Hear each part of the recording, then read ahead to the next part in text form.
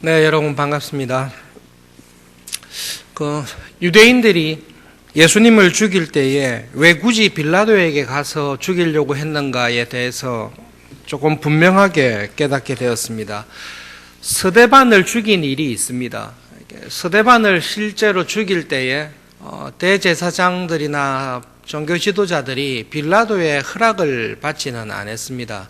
그 말은 종교적인 문제로 관해서 사내들인 공의회에서 사람을 죽이려고 할 때에 꼭 빌라도의 허락을 받지 않고 충분히 죽일 수 있는 권한이 유대인들 자치정부의 사내들인 공회에 있었다라는 것을 보여줍니다.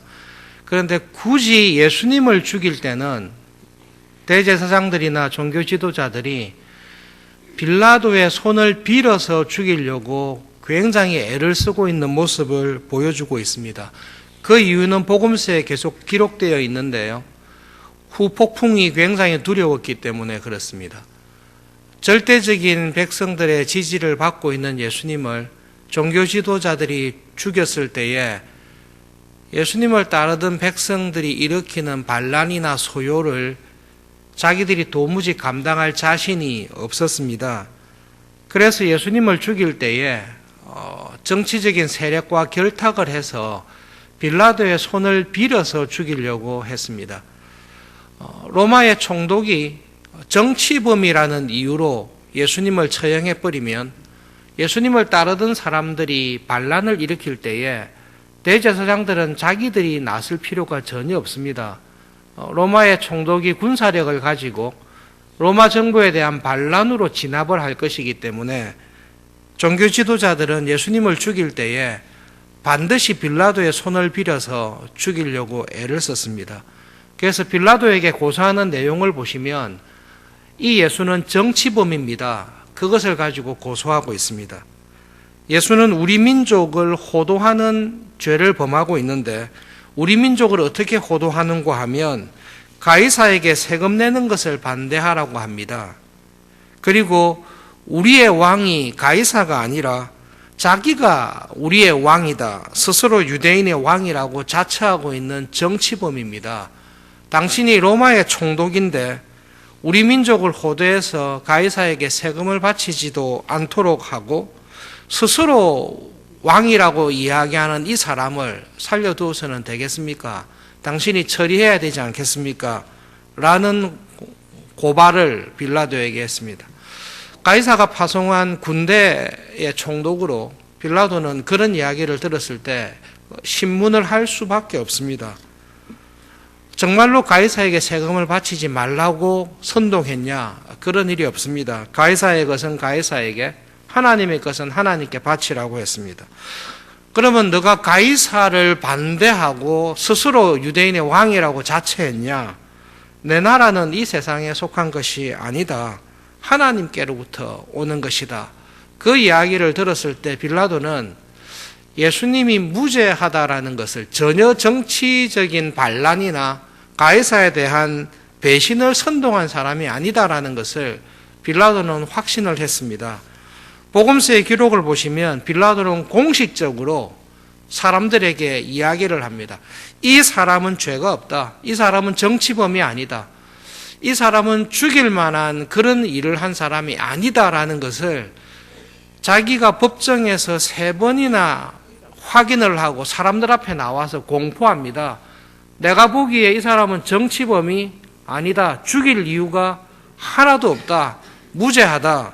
판사가 공식적으로 판결을 했습니다. 그리고 빌라도는 왜 죽이려고 하는지를 알았습니다.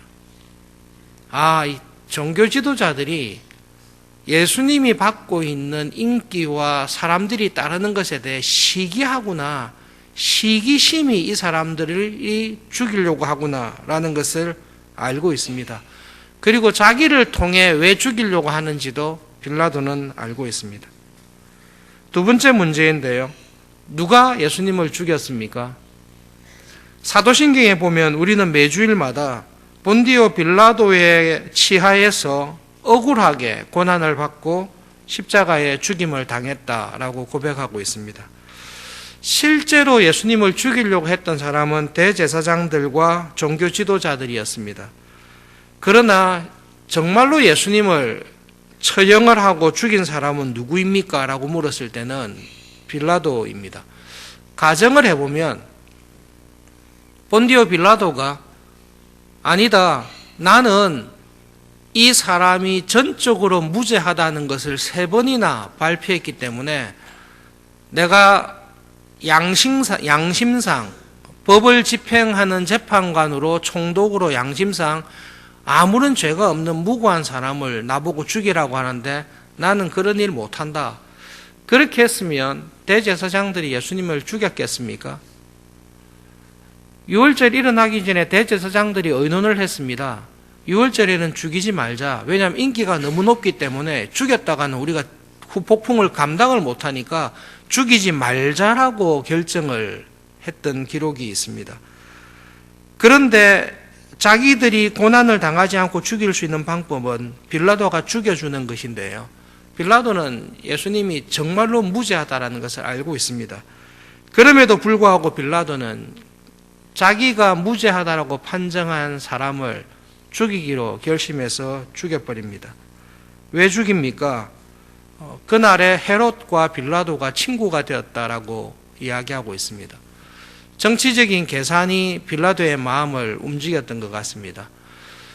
골치 아픈 지역에 군대의 총독으로 파견되었습니다. 로마의 원칙이 골치 아픈 분쟁 지역에는 군인 출신의 총독을 파견하고 평화로운 지역에는 원로원의 대표를 총독으로 파견을 했습니다. 그런데 대제사장, 골치 아픈 이 지역의 종교 지도자들이 타협을 하자고 온 것입니다. 이번만 우리 소원을 들어주면 다음에 너에게 우리가 잘 대해주겠다.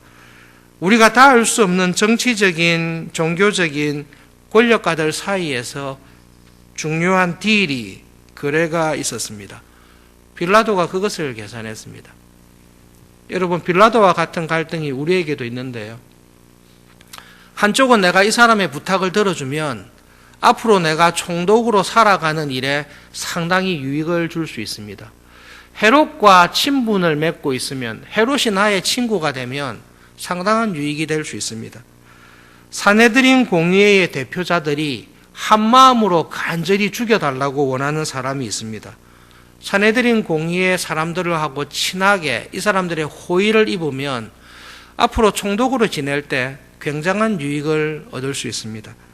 만약에 산헤드린 공의회에 반감을 사게 되면 이 사람들이 가이사에게 호소를 하든지 해서 총독으로서의 자기의 통치에 불명예를 가져올 위험도 있습니다. 그런 위협이 눈앞에 있는데 양 한쪽을 봤습니다. 식민지의 한 청년입니다. 사람들은 좋아하는데요. 식민지의 백성이고 결혼도 하지 않고 제자들이 몇 명 따라다닌다고 하지만 반대편에 있는 헤롯과 산헤드린 공의의 종교 지도자들을 봤을 때 예수님은 그렇게 인상적이지는 않습니다. 예수님이 로마의 시민이었다면 생각이 좀 달라졌겠죠. 바알과 같이 로마의 시민권을 가지고 있어서 시민권을 행사하면서 공평하게 해라 이렇게 이야기했으면 조금 신경 쓰였을 것입니다. 예수님께서 가이사와 친분이 있는 사람이었다면 빌라도는 절대로 산헤드린 공의회 사람들의 말을 안 들었을 것입니다. 만약 예수님이 가이사의 지방과 친척이었다면 빌라도는 절대 이런 결정 안 했을 것입니다. 자기 휘하에 있는 모든 군사와 병력을 다 모아서라도 가이사의 친척인 사람을 보호하려고 목숨 걸고 나섰을 것입니다. 빌라도가 눈으로 딱 봤습니다. 한쪽은 헤롯과 탁월한 정치 종교적인 지도자들이 압력을 가하고 있고 한쪽은 식민지 나라에 별 볼 일 없는 한 청년이 아무 힘이 없이 서 있습니다. 자기 입으로는 무죄하다라고 3번이나 선언했는데요. 자기 눈앞에 앞으로 닥쳐올 정치적인, 경제적인 여러 가지 이익 앞에서 선을 악이라고 판정해버리고 무죄한 사람을 흉악범이라고 판정해서 죽이도록 결정하는 사람이 빌라도입니다. 그 일이 있고 난 이후로 예수님 재림하실 때까지 모든 교회는 주일날 모일 때마다 빌라도에 대해서 고발하고 있습니다.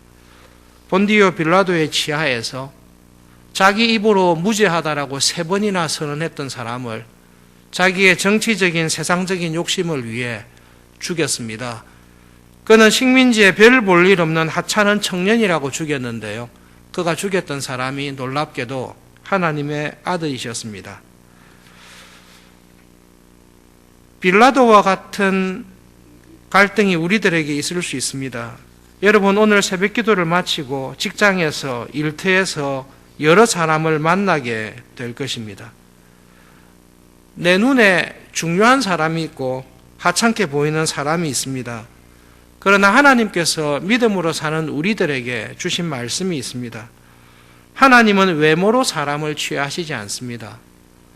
세상적인 이익과 정치적인 계산 때문에 정의로운 것을 불의하다라고 이야기하고 선한 것을 악하다라고 이야기하며 세상의 욕심을 따라 살아가는 우리들에 대해서, 우리의 유혹에 대해 예수님은 분명하게 말씀하십니다. 하나님의 아들답게, 하나님을 믿는 하나님 나라의 백성답게 살아가실 수 있기를 바랍니다. 특별히 내가 중요한 자리에 결정을 내릴 수 있는 순간이 있을 때에, 그런 순간에 나에게 어떤 이익이, 세상적인 이익이나 유익을 가져올 수 있는 것이 있지만, 우리가 판단하고 행동하는 것은 우리의 중심을 보시고 우리를 정말로 선악간에 심판하실 하나님 보시기에 정의롭게 살아가실 수 있기를 바랍니다. 하나님께서는 분명히 보십니다. 이 정도는 하나님, 이거는 요 한 번만 하겠습니다. 내가 한 번만 하고 다음부터는 안 하겠습니다. 이번 한 번만 눈 감아 주십시오라고 했는데 그 사람이 하나님의 아들이었습니다. 빌라도가 그것을 보지를 못했고 때때로 우리도 그런 시험과 유혹에 빠질 수 있습니다. 믿음의 눈을 뜨셔서 사소한 것이든 큰 일이든 내가 내린 결정이나 판단이 우리가 아버지라고 부르는 하나님 보시기에 의로운 판단이 되고 의로운 행동이 될 수 있도록 기도하며 믿음으로 살아가실 수 있기를 진심으로 바랍니다. 교회를 섬기실 때 세상에서 회사를 운영하시거나 책임 있는 자리에 계시는 분들, 특별히 오늘의 말씀을 기억하면서 하나님, 저를 통해 하나님의 정의가 내가 하는 행동을 통해 그렇구나, 하나님이 계시면 하나님의 나라는 저런 나라겠구나 라는 것을 보여주시는 하나님의 사람으로 살아가실 수 있는 믿음과 지혜가 있기를 간절히 바랍니다. 말씀을 기억하면서 함께 기도하겠습니다.